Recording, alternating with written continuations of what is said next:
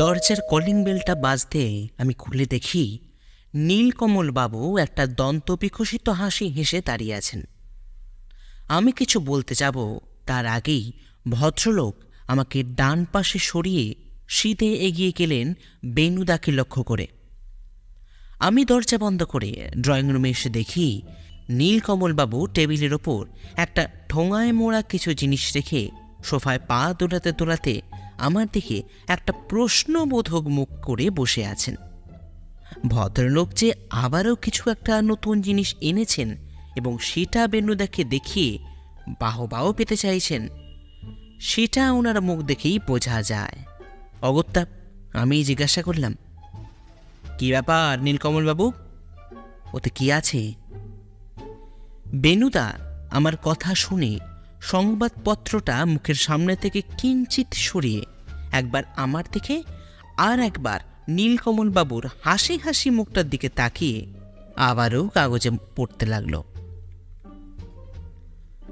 বেনুদার কোনো সদুত্তর না পেয়ে এক প্রকার হতাশ হয়ে একটা দীর্ঘশ্বাস ফেলে বললেন, হ্যাঁ। আরে ভাইয়া, আগে ওটা খুলে দেখো, তবেই তো মজা পাবে। আমি ঠোঙাটা নিয়ে নীলকমলবাবুর পাশে বসে সেটা খুলে দেখি সেটায় নারকেল কুল ভর্তি। আমি বললাম, আরে পাস, কি করেছেন নীলকমলবাবু? কিন্তু এটা আমার আর বিশেষ করে বেনুদার যে খুব প্রিয় খাবার, এটা আপনি জানলেন কি করে? বেনুদা এবার কাগজ ভাঁজ করে টেবিলের ওপর রেখে আমার হাত থেকে ঠোঙাটা নিয়ে বলে, এটা এখন কি করে পেলে নীলকমলবাবু? বেনুদার প্রশ্নে হারিয়ে যাওয়া উচ্ছ্বাস ফিরে পেয়ে নীলকমলবাবু বলেন, আরে মশাই, আপনার এখানে আসার জন্য এই বাড়ি থেকে বেরিয়েছি, দেখি এই বাড়ির সামনে একটা বিক্রেতা বিক্রি করছে, আর আমি শুনেছিলাম মশাই আপনারা জিনিসটা খেতে খুব ভালোবাসেন, তাই সঙ্গে করে নিয়ে এলাম আর কি। বাবা, আপনার বুদ্ধিতে দেখছি ভালোই শান পড়েছে। এসবই আপনার ক্রেডিট মশাই। তবে তবে কি নীলকমলবাবু, প্রশ্ন করলাম আমি। ভদ্রলোক সামান্য চিন্তিত নজরে হাত ঘষতে ঘষতে বললেন, তবে ভাইয়া, আমার ইচ্ছা এখন হলেও উপায় নেই। কেন, কিসের সমস্যা? মানে মশাই, এই সরস্বতী পুজোর আগে কুল খাওয়া যে নিষেধ, তাই। নিষেধ কেন? বেনুদা একটা কুল বাম হাতে নিয়ে ডান হাতে ঠোঙাটা আমাকে দিয়ে আবারও বলে, আর কে নিষেধ করল? আরে ওসব জানি না মশাই, বয়স্কদের মুখে শুনেছি সরস্বতী পুজোর আগে কুল খাওয়া চলবে না, আর সেটাই আমি মেনে চলি। বেশ, তাহলে আপনি আমাদের দেখি শান্তি পান, আমরা খেয়ে শান্তি পাই। এই বলে হাসতে হাসতে বেনুদা ঘরের দিকে চলে যায়। এদিকে আমি নীলকমলবাবুকে জড়াজড়ি পর্ব চালিয়ে চললাম। হঠাৎ বেনুদা ঘর থেকে বেরিয়ে এসে বলে, সরি, আপনাদের বলা হয়নি, আজ একজন আসছেন, তবে কেসটা কি সেটা বলতে পারবো না। নীলকমলবাবু এটা শোনার পর সোফা থেকে তড়াক করে উঠে লাফিয়ে বলেন, এই তো মশাই, এবার জমবে মজা। মশাই, গোটা শরীরে যেন ঠান্ডায় একটা মরচে পড়ে গেছিল, মানে আপনার কেশের উষ্ণতায় যদি একটু তরতাজা হতে পারে তাহলে ক্ষতি কি, কি বলেন মশাই? হ্যাঁ, তা ঠিকই বলেছেন, তবে এটাও দেখা দরকার যে কেসটা আমার নেওয়ার উপযুক্ত কিনা। এরপর নীলকমলবাবু কিছু বলতে যাবেন, হঠাৎ সদর দরজার কলিং বেলটা বেজে উঠল। বেনুদা আমাকে চোখের ইশারায় দরজা খুলতে বলল। আমি বাধ্য শিশুর মতন এগিয়ে চলি দরজা খুলতে। দরজা খুলতে যাকে দেখি তার বয়স আন্দাজ 40-এর ঘরে, পরনে সাফারি স্যুট, মাথার চুল ব্যাকব্রাশ, চোখে কালো পেনের চশমা। ভদ্রলোক আমাকে দেখে দুহাত জড়ো করে নমস্কার বললেন, তারপর বললেন, আচ্ছা, ডিটেকটিভ প্রভাত মুখার্জি আছেন? আমি বলি, হ্যাঁ আছেন তো, আপনি ভেতরে আসুন। ভদ্রলোক ভেতরে আসতে আসতে বেনুদা নমস্কার জানিয়ে তার উল্টো দিকের সোফায় তাকে বসতে বলে। তিনি নির্দিষ্ট জায়গায় বসতে বলেন, নমস্কার মিস্টার মুখার্জি, আমার নাম আপনাকে ফোনে বলা হয়নি। আমি হলাম ইন্দ্রনাথ লাহিড়ী। আমাদের একটা বনিদি ব্যবসা আছে, আশা করি লাহিড়ী এন্টারপ্রাইজের নাম আপনি শুনে থাকবেন। বেনুদা একটু ভেবে বলে, লাহিড়ী এন্টারপ্রাইজ? হ্যাঁ, সে তো শুনেছি, কিন্তু আপনি... হ্যাঁ বলছি মিস্টার মুখার্জি, কিন্তু... এই বলে ভদ্রলোক আমার দিকে ফিরে তাকালেন। বেনুদা ব্যাপারটা বুঝতে পেরে বলেন, ওদের সামনেই আপনি সব কিছু বলতে পারেন মিস্টার লাহিড়ী। এরপর আমাদের দিকে আঙুল দেখিয়ে বলে, উনি হলেন বিশিষ্ট লেখক কাম আমার বন্ধু নীলকমল বন্দ্যোপাধ্যায়, আর উনি হলেন আমার ভাই পরেশনাথ মুখার্জি ওরফে পার্শে। আসলেই ও আমার সহকারীও বটে, তাই আপনি নির্দ্বিধায় বলতে পারেন মিস্টার লাহিড়ী। বেশ মিস্টার মুখার্জি, আসলে একটা বিপদে পড়ে... এই বলে নিজের ভাবনাগুলোকে মাথায় সাজিয়ে বলতে শুরু করলেন, অহিতোষ লাহিড়ী মানে আমার পিতৃদেব দেহ রেখেছেন মাস 6 হলো। তিনি যেমন একজন পাকা ব্যবসায়ী, তেমনই একজন বিচক্ষণ মানুষও বটে। আমার প্রপিতামহের মৃত্যুর পরে লাহিড়ী এন্টারপ্রাইজের সমস্ত ভার গ্রহণ করেন আমার পিতা, এবং বলতে পারেন আজ আমাদের এত প্রতিপত্তি সবই ওনার মেহনতে। তাই ওনার চলে যাওয়ার পর থেকেই বুঝতেই পারছেন আমি একটু হিমশিম খেয়ে যাচ্ছি। আর সত্যি বলতে কি, ব্যবসায় কিছু লোকসানও ইতিমধ্যে হয়ে গেছে।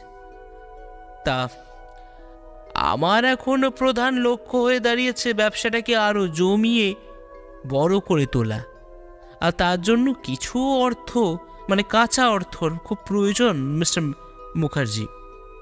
বুঝতেই পারছেন এই দোকান ঘিরে কত মানুষের পেট চলছে, তাই... এই বলে চুপ করে যান ভদ্রলোক।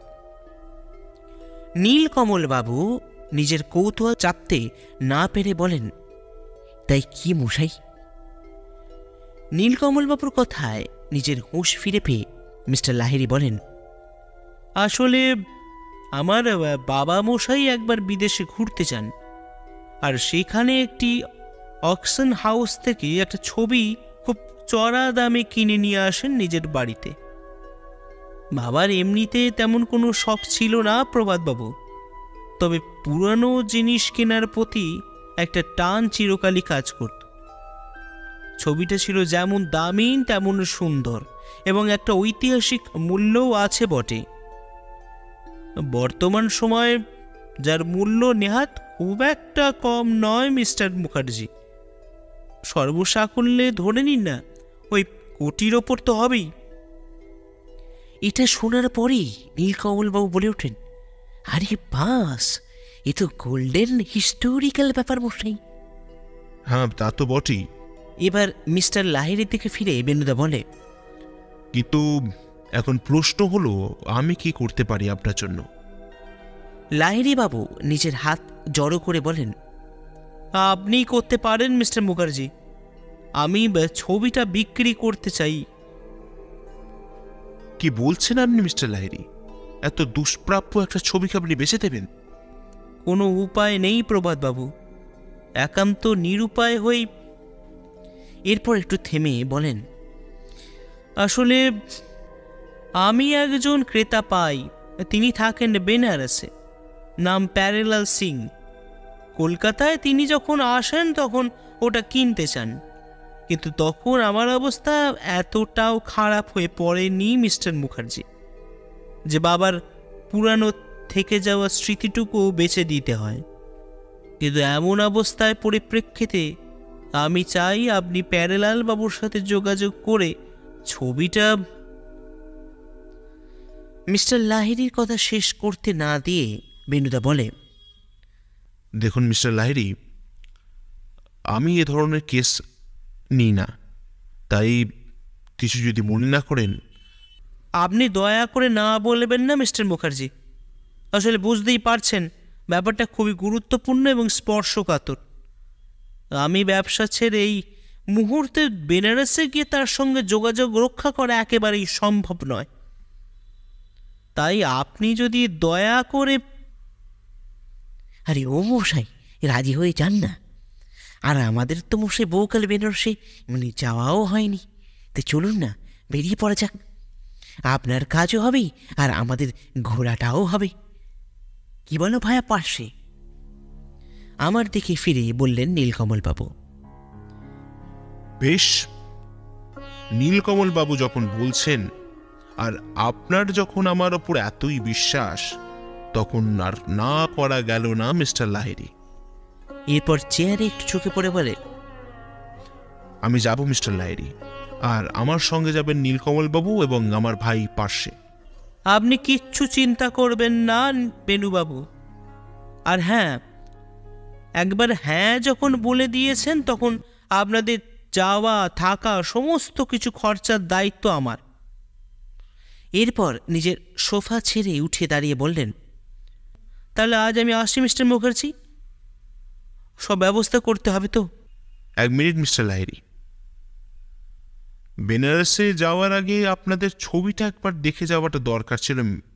তাই যদি আপনি... বেশ, তো কাল রবিবার আপনারা আসুন না কাল আমার বাড়িতে। ছবিও দেখবেন আর মধ্যাহ্ন ভোজনটা নয় আমার বাড়িতেই সারবেন।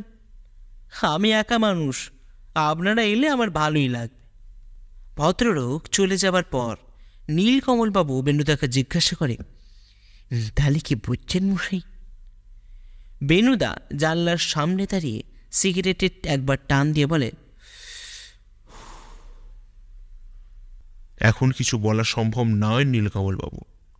এখন শুধু প্রয়োজন ধৈর্য, আর শুধুই ধৈর্য। এবার নীলকমলবাবুর দিকে তাকিয়ে বলে, তবে বেনু মুখার্জি যখন এই কেসটায় জড়িয়ে পড়েছে, তখন রোমাঞ্চটা কিন্তু বাধা। বেনুদার মুখের মুচকি হাসি বুঝিয়ে দিচ্ছে রোমাঞ্চ এখন অনেক বাকি। হ্যালো, প্রভাত মুখার্জি স্পিকিং। সে কি? তাই? ঠিক আছে, আমরা দ্রুত আসছি। টেলিফোনটা নামিয়ে রেখে বেনুদা আমাকে বলে, তৈরি হয়নি পার্শ্বে, সরস্বতীর ছবি মিসিং। আমি অবাক হয়ে প্রশ্ন করি, ছবি মিসিং মানে? অত কিছু জানি না, ফোনে অত কিছু কথা বলেননি মিস্টার লাহিড়ি। তাড়াতাড়ি প্রস্তুত হয়ে নে। এই বলে নিজের ঘরে ঢোকার আগে বেনুদা আমার দিকে ফিরে বলে, নীলকমলবাবুকে তাড়াতাড়ি আসতে বলে দে, ইটস আর্জেন্ট। আমি নীলকমলবাবুকে ফোন করে সব বলতে উনি 16 মিনিটের মধ্যেই গাড়ি নিয়ে চলে আসেন। আর যখন সেই গাড়ি, আর এখন আমরা সেই গাড়ি করেই চলেছি লাহিড়ি বাড়ির উদ্দেশ্যে। পথে যেতে যেতে নীলকমলবাবু একবার বেনুদাকে প্রশ্ন করে, আচ্ছা মশাই, এই ব্যাপারটা কি বলুন তো? মানে আজ তো ওনাদের বাড়ি আমাদের যাওয়ার কথাই ছিল, আর তারই মধ্যে এত কিছু। দাঁড়ান, চোরকে জিজ্ঞাসা করে আপনাকে উত্তর দিয়ে দেবো। বেনুদার রসিকতা বুঝতে পেরে চুপ করে যান নীলকমলবাবু। তারপর আমার দিকে ফিরে বলেন, কি ভায়া, এই তুমি কি বুঝছো ভায়া? আমি ওনার কৌতূহল বাড়ানোর জন্য বলি, ওটাই তো জানি না নীলকমলবাবু, তাই অপেক্ষা করুন। লাহিড়ি বাড়িতে যখন আমাদের গাড়ি ঢুকছে, ঠিক তখনই দেখি পুলিশের একটা গাড়ি বেরিয়ে যাচ্ছে। বেনুদা সেই দিকে তাকিয়ে বলল, বুঝলি পার্শ্বে, ভদ্রলোক পুলিশের সাহায্য নিয়েছেন। এটা খুব বুদ্ধিমানী কাজ করেছেন, বুঝলি? এই কেন মশাই, এই বুদ্ধিমানের কি হল? বেনুদা কিছু বলতে যাবে, তার আগেই মিস্টার লাহিড়ি আমাদের গাড়ি দেখতে পেয়ে কাছে চলে আসেন। তারপর আমাদের বাড়ির ভেতরে নিয়ে যান। বাড়ি দেখেই বোঝা যায় যথেষ্ট অর্থের প্রতিপত্তি আছে ওনাদের। আমাদের একটা বসার ঘরে নিয়ে যেতে আমরা 3 জন একটা সোফা ভাগ করে বসি, আর মিস্টার লাহিড়ি বসেন আমাদের উল্টো দিকের একটি চেয়ারে। বেনুদা বলে, পুলিশে কি বলছে ইন্দ্রনাথবাবু? ইন্দ্রনাথবাবু একটু হতাশ বললেন, ওরা আর কি বলবে বলুন তো, বলে তো গেল তদন্ত করবে। আপনি তো জানেন মিস্টার মুখার্জি, পুলিশের তদন্ত যে কতদিনে শেষ হয় তা একেবারেই বলা কঠিন। তার ওপর আপনি জানেন যে এখন বেশ কিছু অর্থ নির্ভর করছে ওর ওপর তাকিয়ে। দেখুন মিস্টার লাহিড়ী, অত হতাশ হবেন না। এই বিষয়ে পুলিশের সক্ষমতা সম্বন্ধে আমি আশাবাদী, তাই তাদের উপর ভরসা রাখুন। আর আর আর আমি একবার ওই চোরের জায়গা, মানে যেখান থেকে ছবিটা চুরি হয়েছে, সেই জায়গাটা একবার দেখতে চাই। আরে হ্যাঁ হ্যাঁ, আমার আগেই আপনাকে নিয়ে যাওয়া উচিত ছিল মিস্টার মুখার্জি। আসুন আসুন। ভদ্রলোক বাড়ির দোতলায় একটা ছোট্ট ঘরে আমাদের নিয়ে যান। সেখানে ঢুকে দেখি নানান দুষ্প্রাপ্য মূল্যবান জিনিস দিয়ে সাজানো। নীলকমলবাবু সেই দিকে দেখে বলেন, মশাই, এই যে বিশাল ব্যাপার মশাই, কি বলেন? বেনুদা সামান্য হেসে বলে, তা তো বলতেই পারেন। ইন্দ্রনাথবাবু এক জায়গায় দাঁড়িয়ে বললেন, আসলে এগুলো সবই আমার পিতার। বিভিন্ন দেশে ঘুরে উনি সংগ্রহ করেছেন। তারপর বেনুদার দিকে তাকিয়ে বলে, এই যে মিস্টার মুখার্জি, এইখানে ছবিটা টাঙানো থাকতো।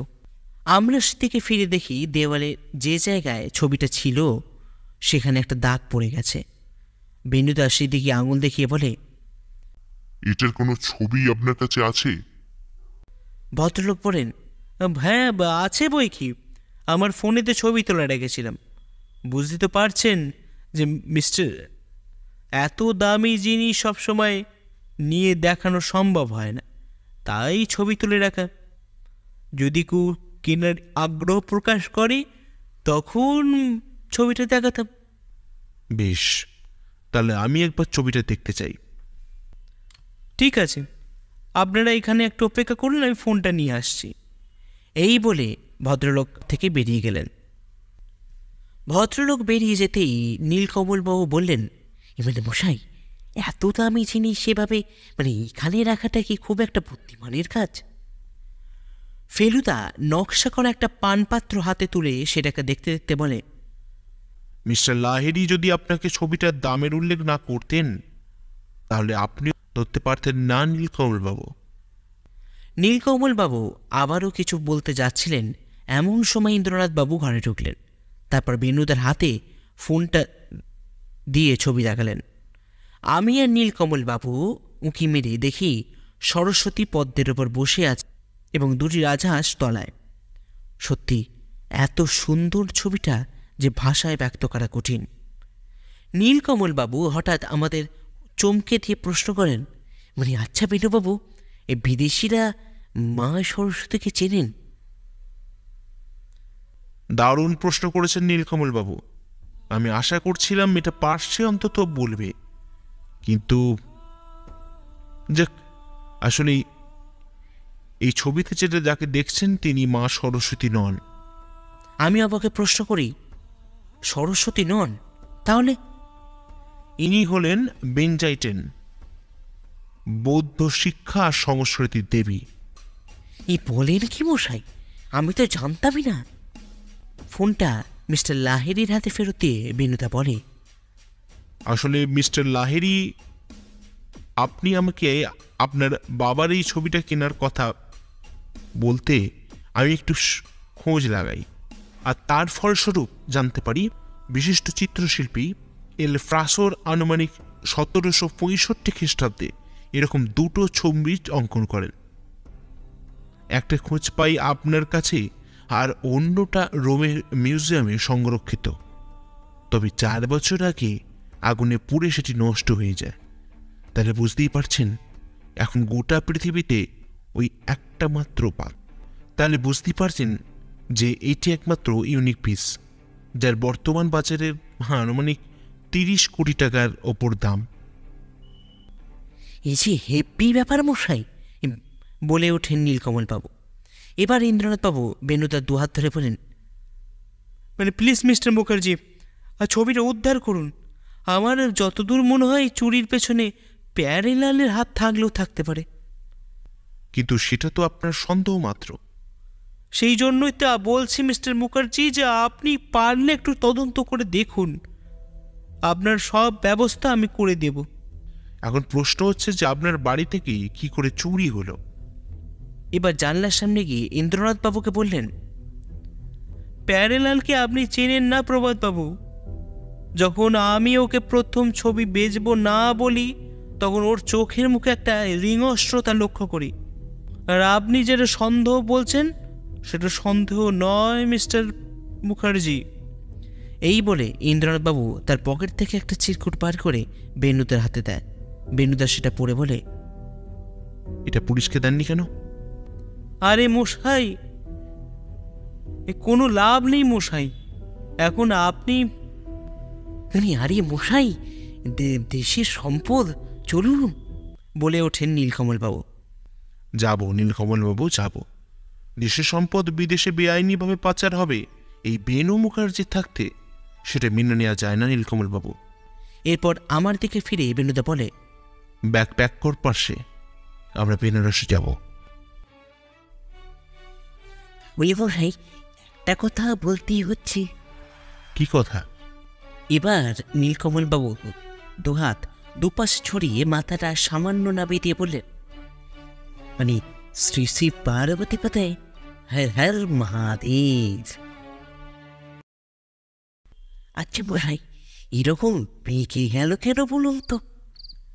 মণিকর্ণিকা ঘাটের সিঁড়িতে দাঁড়িয়ে বাম পা ওপরে তুলে আর শরীরটা ডান দিকে ঝুলিয়ে রত্নেশ্বর মহাদেব মন্দির দেখতে দেখতে প্রশ্ন করলেন নীলকমলবাবু। বেনুদা ঘাটের সিঁড়ির ওপর দাঁড়িয়ে গঙ্গার দিকে তাকিয়ে সিগারেটের ধোঁয়া ছেড়ে বলে, এটার উত্তর দু ধরনের হয় নীলকমলবাবু, একটা আধ্যাত্মিক আর একটা বৈজ্ঞানিক। এবার প্রশ্ন হলো আপনি কোনটা নিতে আগ্রহী? মানে মশাই, এই দুটোই বলুন না, তারপর যেটা ভালো লাগবে সেটাই দেবো। ঠিক আছে, তাহলে প্রথমত বৈজ্ঞানিক কথাটাই বলি। এবার বেনুদা নীলকমল বাবুর দিকে এগিয়ে এসে বলে, প্রথমত বৈজ্ঞানিকভাবে যদি বলি তাহলে বলতে হয় নির্মাণ কার্যে গাফিলতি। আর যদি বলেন আধ্যাত্মিক, তাহলে মায়ের ঋণ শোধ করতে এই মন্দির নির্মাণ করেন এক সন্তান, আর তার ফলস্বরূপ দেখতেই পাচ্ছেন। বুঝলাম মশাই, তবে আমার কাছে ওই বৈজ্ঞানিক ব্যাপারটাই কিন্তু সোজা। আমি এটা এক্সপেক্ট করেছিলাম নীলকমলবাবু। তবে না, যাক, চলুন একটা জায়গায় নিয়ে যাই। এই কোথায় মশাই?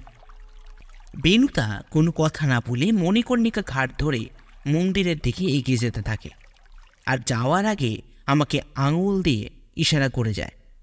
ভায়া, এ তোমার দাদার মনে কফিন কি চলে, সেটা বোঝাই বড় তাই। আমি সামান্য মুচকে এসে বলি, নীলকমলবাবু, বেনুদার মন সহজে বোঝা গেলে তাহলে দুষ্কৃতিটা ধরা পড়া খুব মুশকিল হতো। তার চেয়ে বরং চলুন বেনুদার পেছন পেছন যাওয়া যাক। মণিকর্ণিকা শ্মশান সংলগ্ন ঘাট ধরে আমরা এগিয়ে চললাম ললিতা ঘাটের দিকে।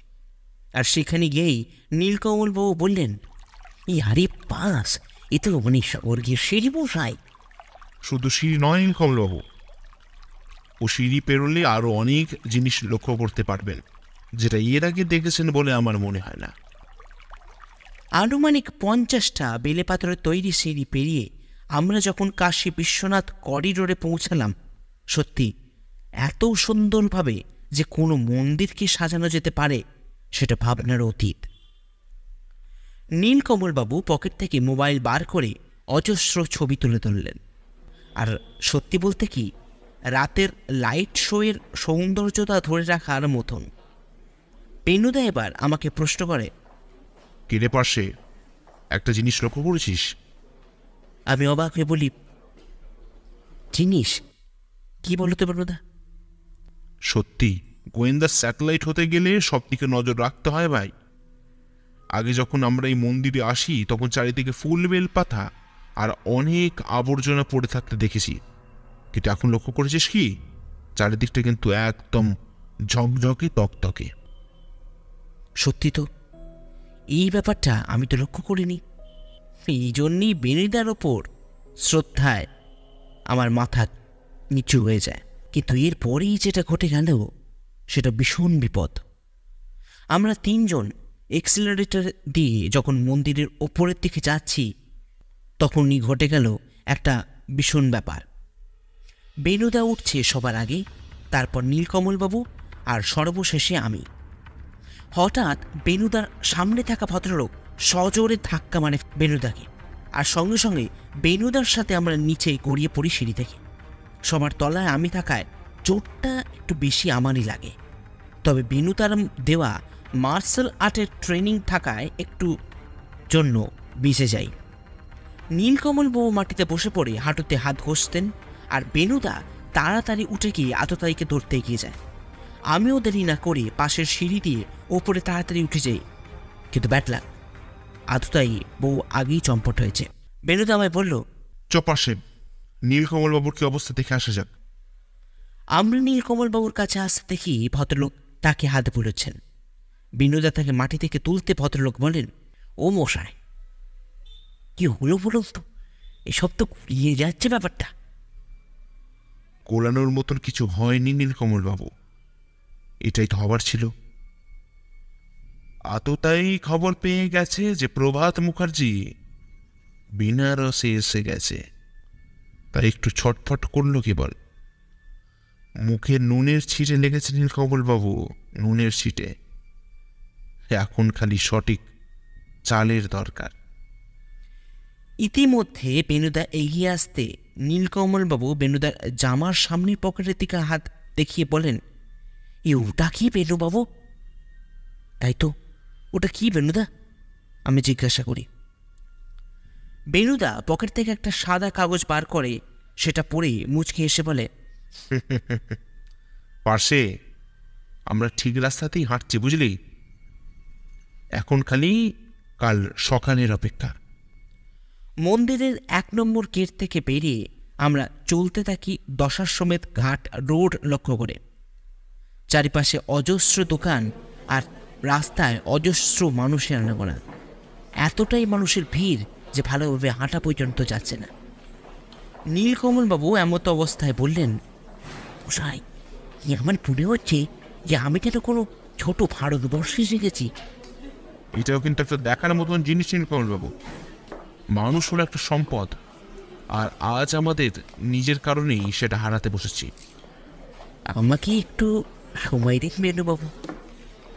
এই বলে নীলকমলবাবু সামনের মণ্ডল পান মশলার দোকানের দিকে চলে যান। আমরাও তার পিছু নিই। সেখান থেকে একটা পান মশলার কৌটো কিনে ভদ্রলোক বললেন, বেনারসে এসে এই পান মশলা কিনবো না, সেটা কি মেনে নেওয়া যায়? কি বলুন বেনুবাবু?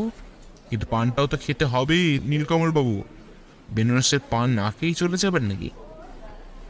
না না, সেটা তো খাবই, কিন্তু কলকাতায় তো আর পান পাবো না মশাই, তাই আর কি এটার ব্যবস্থা। গতকাল রাতে ক্ষমতায় যেতে অনেকটা দেরি হয়ে যায়, তাই ঠিক করা হয় সকাল 10টা নাগাদ বেরিয়ে যাব আমরা, আর রওনা দেব প্যারেলাল বাবুর বাড়ির উদ্দেশ্যে। কিন্তু একটা বৃষ্টি ঘটনায় সব কিছু পণ্ড হয়ে যায়।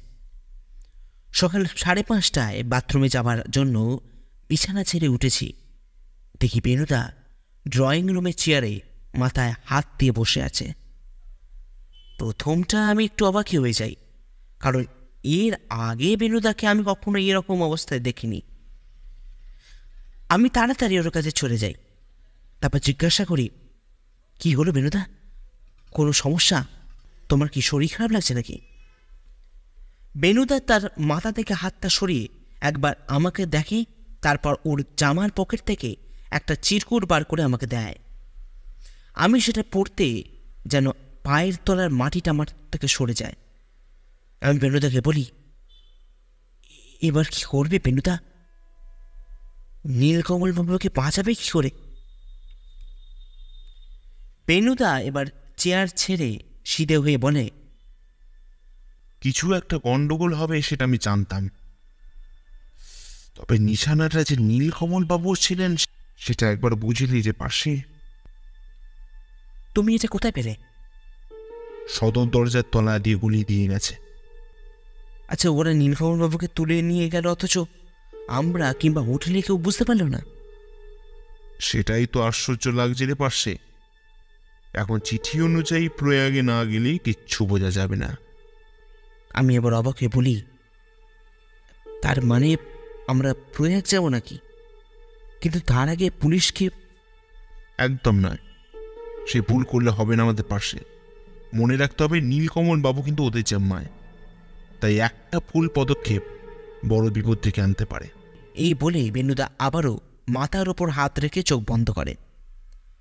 সকাল 1:30টায় হোটেল থেকে বেরিয়ে পিডিআর মলের সামনে থেকে একটা গাড়ি ভাড়া করে আমি আর বেনুদা এলাহাবাদ থরি প্রয়াগরাজে ত্রিবেণী সঙ্গমের উদ্দেশ্যে রওনা দিই। পথে যেতে যেতে বেনুদা একটাও কথা বলেনি, আর আমিও বেনুদাকে কোনো প্রশ্ন করতে সাহস পাইনি। এমনিতেই আমাদের দুজনেরই মনের অবস্থা যে খুব একটা ভালো তা কিন্তু নয়।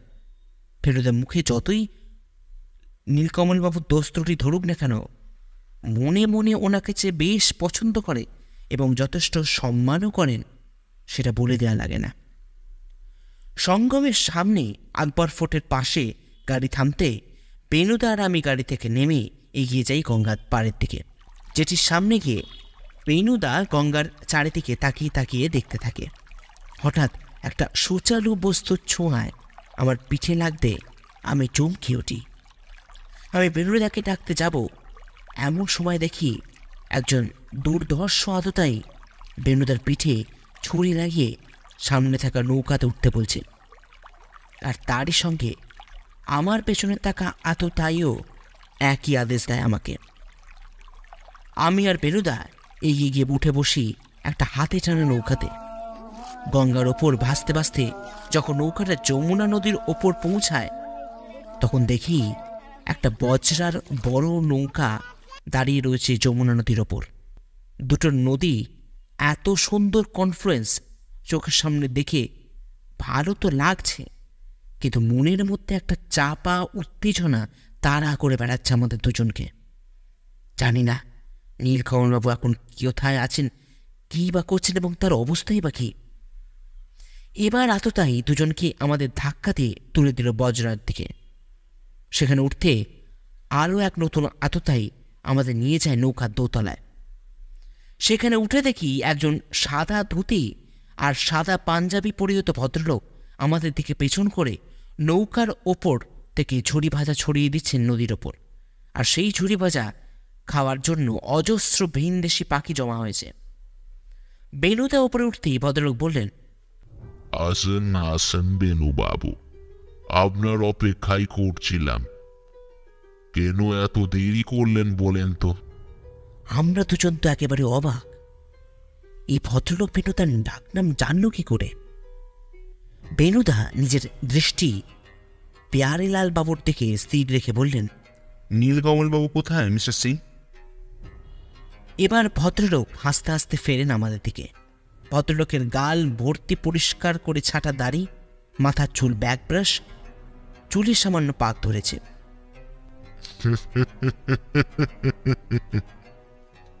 আরে দাঁড়ান দাঁড়ান প্রভাস বাবু, আগে একটু আপনার সেবা করি। জানেন তো সনাতনীরা বিশ্বাস করে অতিথি দেবো ভব। জানি প্যারেলাল বাবু, কিন্তু আতিথেয়তাতে ঋংসতা থাকলে সেটা আর অতিথি আনন্দ পায় না, কি বলেন? এরকম একটা বিপদে পড়েও যে কী করে বেনুদা নিজের নার্ভকে স্বাভাবিক রেখেছে, সত্যি এটা শেখার মতন একটা জিনিস। এবার প্যারেলাল বাবু সামান্য মুচকে এসে বলেন, আপনার তারিফ আমি অনেক শুনেছিলাম বেনু বাবু, আর চোখেও দেখলাম। এবার আসেন কুর্সি মে পধারিয়ে। আমরা চেয়ারে বসলে একজন 2 গ্লাস শরবত আমাদের সামনে চেয়ারে দিয়ে যায়। প্যারেলাল বাবু আমাদের সামনে চেয়ারে এসে বসেন, তারপর বলেন, এই জায়গাটা কত সুন্দর দেখেছেন বলেন তো? মানুষের মনটাও এইরকম সুন্দর হলে কতনা ভালো হতো বলেন তো। বেশ তো, নিজেকে দিয়ে পরিবর্তনটা শুরু করুন না।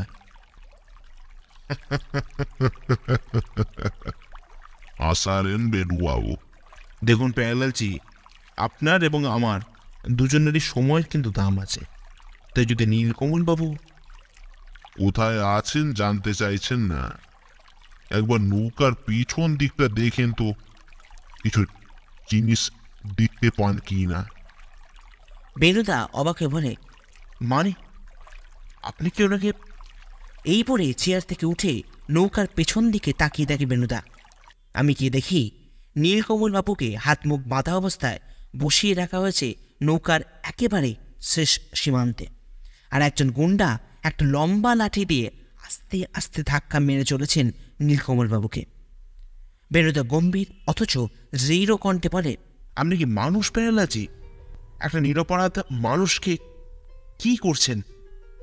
পারলে আমাকে করে দেখান। প্যারিলাল বাবু হাসতে হাসতে বলেন, আপনাকে করলে মজাটা তো পাওয়া যাবে না প্রপাত বাবু। ওনাকে ছেড়ে দেন বলছি। বেশ, তাহলে আপনাকে বি কোথা দিতে হবে। ও ছবি আপনার পাওয়ার আশা ভুলে যান। তার মানে আমার ভাবনাটা ঠিক ছিল, আপনার কাছে ছবিটা রয়েছে না? যদি বলি হ্যাঁ, আছে বি, আর আমি ওটাকে বেচে বি দেব বেনুবাবু। আর বেচে দিব কেন, बेचे दीताम अगर आप लोग नहीं आते।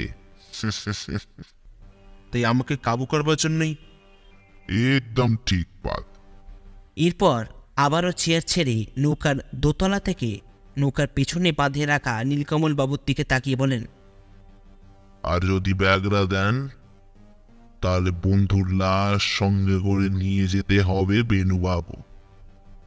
ভাবনাটা আপনার, চিন্তা করেন, সময় দিচ্ছি।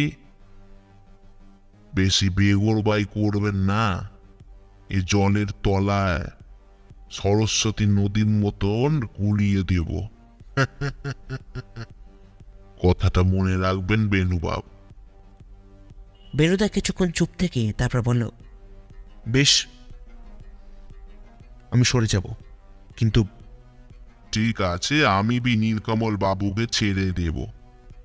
এই বলে প্যারিলাল বাবু তার গুন্ডাটিকে আদেশ দেন। তবে সেটা যে আমাদের হিতৌষী নয় সেটা জানা ছিল না। গুন্ডাটা তার হাতে থাকা লাঠি দিয়ে জোরে আঘাত দেন নীলকমল বাবুকে, আর তাতেই নিজের ভারসাম্য বজায় রাখতে না পেরে জলে পড়ে যান নীলকমল বাবু। দুই নদীর সংযোগস্থলে হাবুডুবু খেতে থাকেন। অমনি নিমেষের মধ্যে বেনুদা নৌকার দোতলা থেকে ছাপ দেন নদীর ওপর, আর আমি ছুটে যাই আমাদের নিয়ে আসা নৌকার দিকে লক্ষ্য করে, কিন্তু আমাকেও সজোরে আঘাতে জলে ফেলে দেওয়া হয়। কোনো মতে নিজেকে সামনে দেখি প্যারেলালের নৌকা সামনের দিকে এগিয়ে যাচ্ছে, আর উল্টো দিকে তাকিয়ে দেখি বেনুদা আর নীলকমল বাবুকে ওলা পাজা করে এক দৃষ্টিতে তাকিয়ে রয়েছে প্যারেলালের এক কালভর্তি পৈশাচিক ফাঁসির দিকে। হোটেলে ফিরে আসা থেকে বেনুদা একটাও কথা বলেনি। চেয়ারে হেলান দিয়ে কপালে হাত ভাঁজ করে সেই তখন থেকে বসে আছে। এই অবস্থায় যে কোনো প্রশ্নের উত্তর ওর থেকে পাওয়া যাবে না সেটা আমি জানি, আর এটা নীলকমলবাবুরও জানা আছে। বহুক্ষণ এভাবে অপেক্ষা করে নিজের ধৈর্য ধরে রাখতে না পেরে নীলকমলবাবু বেনুদাকে প্রশ্ন করলেন, আরে মশাই, কিছু তো বলুন। বেনুদা এই কথা শুনে চেয়ারে সিধে হয়ে বসে বলে, কি শুনতে চাইছেন বলুন তো নীলকমল বাবু? একটা চোর চুরি করে আমাকে খোলা চ্যানেল দিয়ে চলে গেল, উপরন্তু আপনাকে যেভাবে অপমান করা হলো সেটা মেনে নিতে পারছি না নীলকমল বাবু।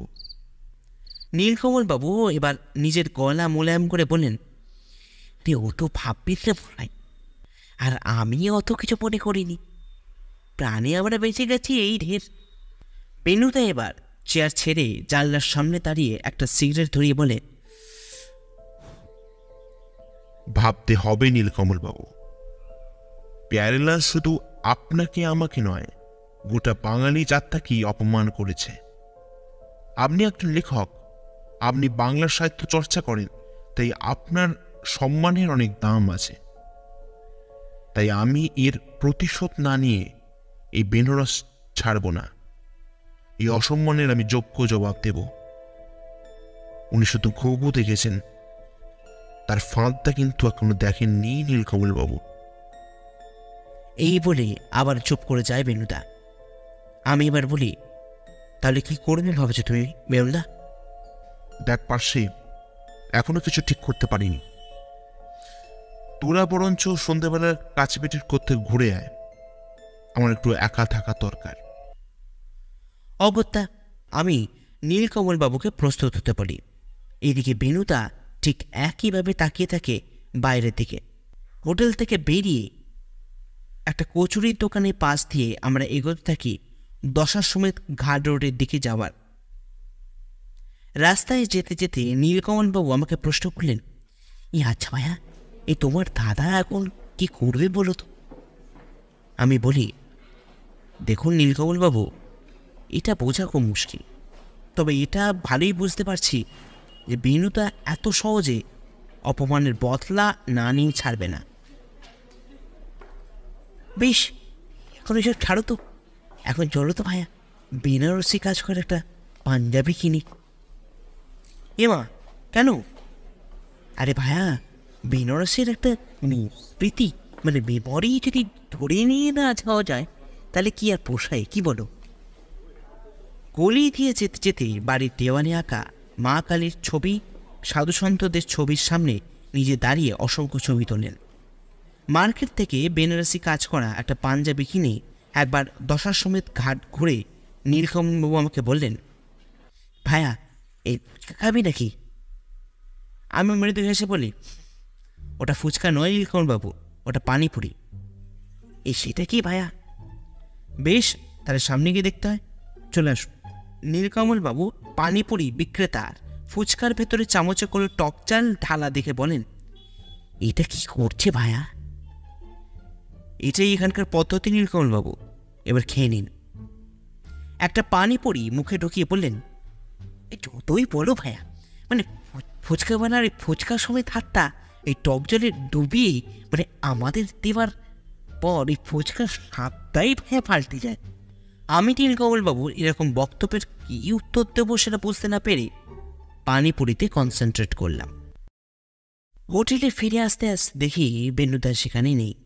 তার বদলে বেনুদার বিছানার ওপর একখানা চিঠি রাখা আছে। আমি সেটা হাতে নিয়ে তাতে দেখি লেখা, আমার আসতে দেরি হবে রাতে, তোরা খাওয়া দাওয়া করে শুয়ে পড়িস, আর পারলে নীলকমলবাবুকে আমাদের রুমে আজকের জন্য রেখে দে। চিঠি পড়া শেষ করতে নীলকমলবাবু বললেন, কি ব্যাপার বলো তো ভাইয়া, খুব কিউরিয়াসাইট লাগছে কি? আমি বললাম, দেখুন নীলকমলবাবু, বেনুদার মাথায় কখন কি চলে সেটা বলা খুব মুশকিল, আর সেটা বোঝার ক্ষমতাও আমার এখনো হয়নি, তাই চুপচাপ শুয়ে পড়াই ভালো। কিন্তু পারছে ভাইয়া, তোমার চিন্তা হচ্ছে না? না নীলকমলবাবু, আসলে আপনি হয়তো ভুলে যাচ্ছেন, বেনুদা একজন জাত গোয়েন্দা। কখন কিভাবে সঠিক চাল দিতে হয় সেটা ও খুব ভালো করে জানে। তবে একটা চিন্তা আমার মাথার ভেতর ঘুরপাক খেতেই থাকছে নীলকমলবাবু। কি ভাইয়া? বেনুদা হঠাৎ কোথায় বেরিয়ে গেল, আর তাছাড়া বেরোবার কারণটা বা কি? নীলকমলবাবু একটা বড় হাই তুলে তার নিজের পাঞ্জাবের ওপর হাত বোলাতে বোলাতে বললেন,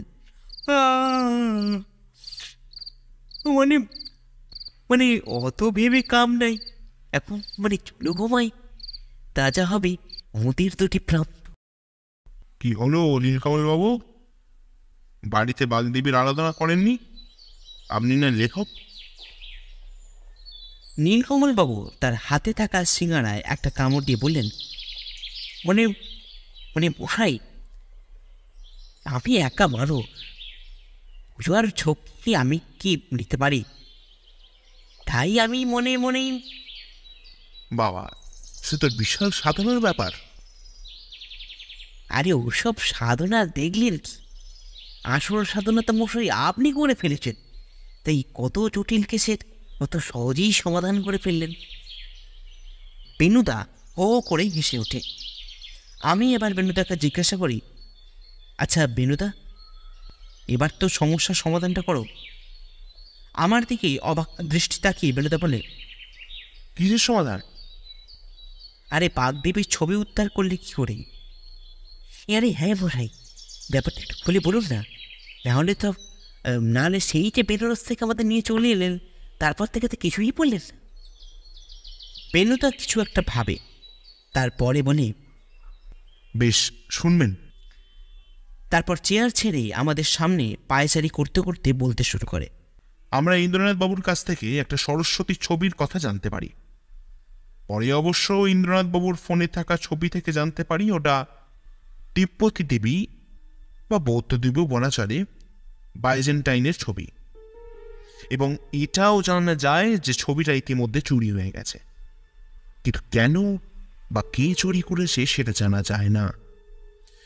খালি এটুকু জানা যায় যে ইন্দ্রনাথ বাবু একজন অবাগানী ভদ্রলোক প্যারেলাল সিংকে সন্দেহ করেছেন, কারণ তিনি ওই ছবিটা লাহিড়ী বাড়িতে দেখতে আসেন এবং সেটা বিক্রি করতে ইন্দ্রনাথ বাবুর বারণ করলে প্যারেলাল যে রেগে যান এবং যাবার সময় বলেন যে এই দুষ্প্রাপ্য ছবি উনি ঠিক হাসিল করে নেবেন।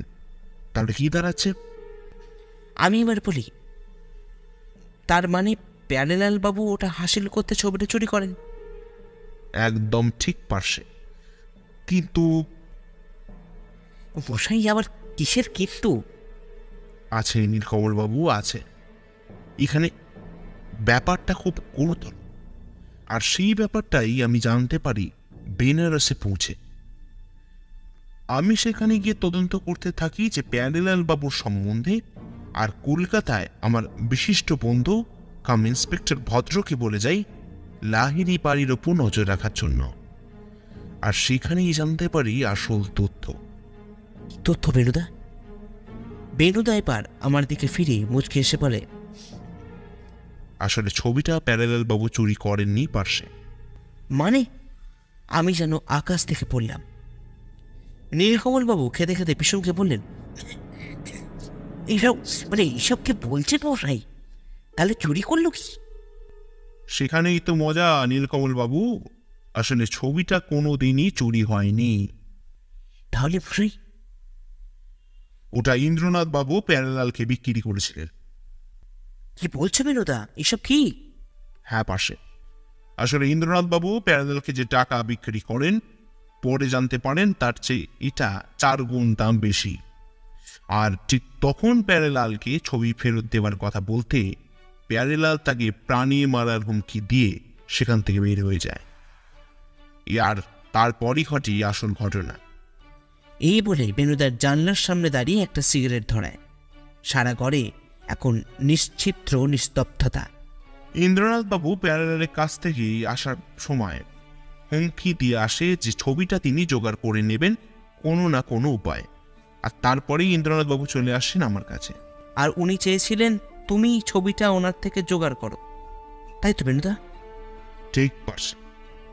আর তাই তো উনি লোকের কানে কানে রটাতে থাকেন যে আমরা ছবিটা জোগাড় করব। প্যারেলাল খবরটা পেয়ে যায় আর সেইভাবে আমাদের অপজস্ত করতে থাকে। তাহলে মশাই ছবিটার কি হলো? ছবিটা এখন আছে সরকারের হাতে, তারা যত্ন করেই রাখবে। কিন্তু ছবিটা তো মশাই প্যারেলালের কাছে ছিল। বেনুদা এবার নীলকমলবাবু দু কাঁধে হাত রেখে একটু ঝুঁকে পড়ে বলে, আপনাকে কষ্টও দিয়েছে, আবার বাঙালিদের অপমানও করেছে নীলকমল বাবু।